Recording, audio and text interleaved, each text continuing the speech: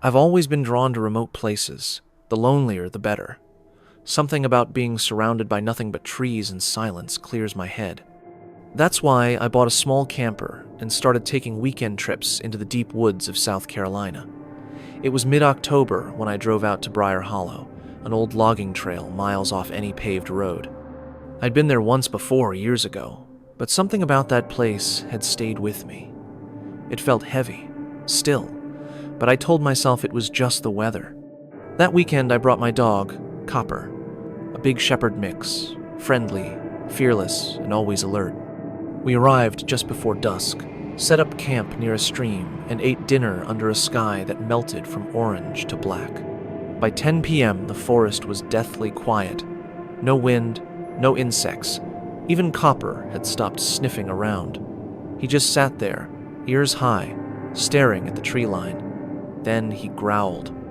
I turned my flashlight on, scanning the woods, expecting maybe a raccoon or a deer. But there was nothing, just trees and darkness. That's when I saw the first light. It looked like a firefly at first. Small, white, floating maybe 30 feet out, but it didn't blink. It hovered. Then another appeared, and another. Within minutes, dozens of them drifted through the trees like tiny, silent lanterns, all heading straight for us. Copper was growling low in his throat, backing up toward the camper. I stood frozen, flashlight still in hand, but it barely cut through the night now. The lights moved unnaturally, fast, then slow. Some zipped between the trees. Others floated inches above the ground. They gave off no heat, no sound. I retreated into the camper, locked the door, and shut off all lights. Copper followed, pressing against my leg. Through the back window, we watched as the orbs surrounded the camper, casting soft, white glows across the metal. Then they stopped, just hovered. That's when I noticed something even stranger. My phone was dead, completely drained, even though it had been at 70% a few minutes earlier. My battery-powered lantern was dimming, flickering. For nearly 2 hours, the lights lingered. I watched them until sleep pulled me under like a tide. When I woke at dawn, they were gone. But the truck's battery was dead. Copper wouldn't leave the camper. He sat shaking, staring out the window. I popped the hood, confused. Everything looked fine. No headlights left on. No interior lights. Nothing to explain it. Eventually, a ranger came down the trail and helped jump the battery. When I mentioned the lights, he got quiet, said it was probably swamp gas or dust reflections. But I noticed something on the side of the camper, a series of small black smudges, like fingerprints, only too long and narrow to be human. Later that week, I took the camper in for an unrelated electrical issue. The mechanic told me the ECM electronic control module was completely fried. Like something shorted in the inside, he said. I still go camping. But never back to Briar Hollow. And Copper? He won't go near the truck anymore. I booked the cabin to disappear for a while. After a rough breakup and an even rougher few months at work, I needed silence. Real silence, not city quiet with sirens and neighbors and buzzing lights. I found it in a place called Ravenhill Lodge, deep in the Adirondacks. They had a cluster of 10 cabins spaced far enough apart. I chose cabin 9. The manager, a tired-looking woman named Darlene, gave me the key with a forced smile. "That one hasn't been rented in a while," she said. "Some people find it too quiet." I laughed it off, loaded up my bags, and made the short drive through the woods to the cabin. It was charming, old, wooden, a bit creaky, but perfect. No internet, no cell service, no distractions. Exactly what I needed. The first day was uneventful. I made tea, read by the fireplace, wrote in my journal for the first time in years. That night, I slept like a rock. The second night, not so much. It started around 2:30 a.m. I woke up without knowing why. The fire had burned low, casting weak shadows across the room. The silence was heavy, not peaceful, suffocating. Then I heard it, a whisper. At first I thought it was the wind, but it came again. A low, breathy voice, not words, more like murmuring, feminine, I sat up, heart racing. Hello? No answer. I waited. Nothing. I got up, checked the front door. Still locked. Same with the back. I even checked under the bed because apparently I become a child when I'm scared. Nothing. I chalked it up to a dream and went back to bed. The next night, it came back. Only this time, I wasn't alone in the bed. I woke to the unmistakable sensation of the mattress shifting beside me, as if someone had just laid down. I froze. I could feel the weight. Light, but there, like a small person curled up on the other side of the bed. I turned on the bedside lamp in one swift motion. No one. The mattress, though, it was still indented. I stared at it for a long time. The whispers returned the following night. Louder this time, and they were coming from the walls. I pressed my ear to the wooden paneling. Behind it, I could hear voices. Dozens of them. Murmuring, crying, humming. It was like the cabin was holding on to someone else's memories or grief or madness. On the fourth day, I hiked to the main lodge to ask Darlene if anyone had ever complained about Cabin 9. She looked uncomfortable. That one used to be staff housing back in the 90s. One of the girls, she disappeared. Never found her.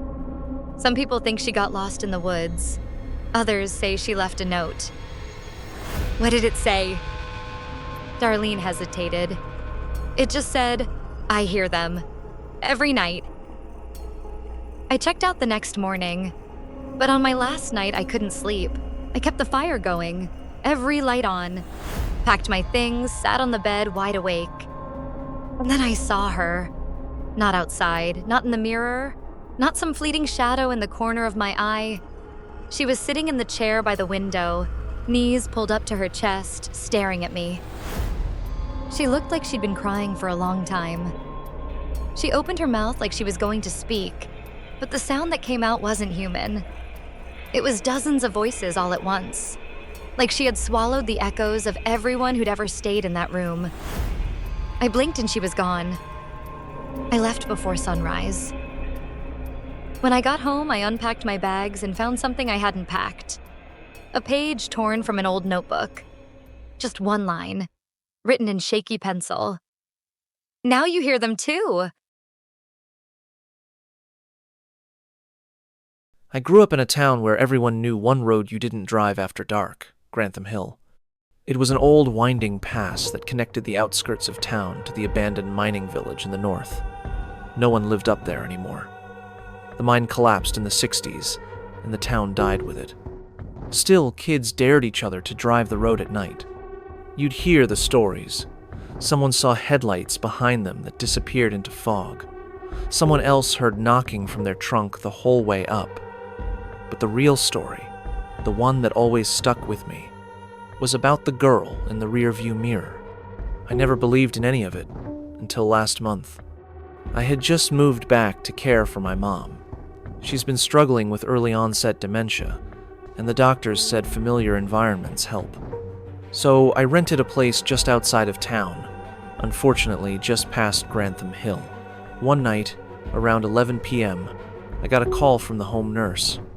Mom had wandered off, barefoot, into the woods behind the house. She was safe, thank God, but they needed me to come pick her up. The fastest route? You guessed it. I hesitated. I could take the long way through town, 40 minutes, but she sounded confused and scared. I couldn't leave her waiting that long. So, I took the hill. It started out like any road at night. Quiet, empty, no streetlights, just the rhythmic hum of tires on asphalt and the trees crowding in on either side. About halfway up the incline, my headlights caught something at the edge of the woods. A girl, standing completely still, barefoot, in a white dress. She didn't look at me. She didn't move. I slammed on the brakes, heart in my throat. But by the time I reversed to check, she was gone. Just nerves, I told myself. Maybe a hallucination from all the stress. Or maybe I'd just seen a white sign, a shadow, something explainable. I kept driving. Then my radio turned on. I hadn't touched it. The volume was low, but there was static, and beneath the static, a whisper. I turned the dial, hit buttons, even unplugged the damn thing. It wouldn't stop, so I shut the car off completely, sat there in the middle of that cursed road, and took a few deep breaths. When I turned the key again, the engine roared to life. So did the radio, but this time it was clear. A girl's voice, faint and trembling. "You left me here." I floored it. When I got to the other side of the hill, the voice stopped. The radio died. Everything returned to normal. I picked up my mom, who was sitting by the fireplace with a blanket around her shoulders. She didn't remember why she'd gone outside. On the drive home, I didn't take the hill, but something was different about my car. It smelled like dirt, like fresh earth, like someone had been lying in the trunk with wet clothes and dead leaves. I checked. Nothing was there. Later that night, I opened my phone gallery to find a picture I'd taken earlier that day. There was a new photo, blurry, taken from inside the car. It showed the back seat, and in the corner of the frame, just behind the driver's seat, was a pale face staring directly at the camera. Not mine. For days I tried to rationalize it. Maybe I dropped my phone and it snapped a weird accidental shot. Maybe it caught a reflection. But none of those excuses explained what happened the next time I tried to leave town. About a week later, I had to drive into the city. The GPS kept rerouting me. Roads were blocked, construction, accidents. I didn't notice until too late that the only open route was once again Grantham Hill. It was daylight this time, and I told myself everything would be fine. But halfway up, my tires started skidding. Black ice in April. The car slowed, then stopped. I couldn't move forward. I tried reversing. Nothing.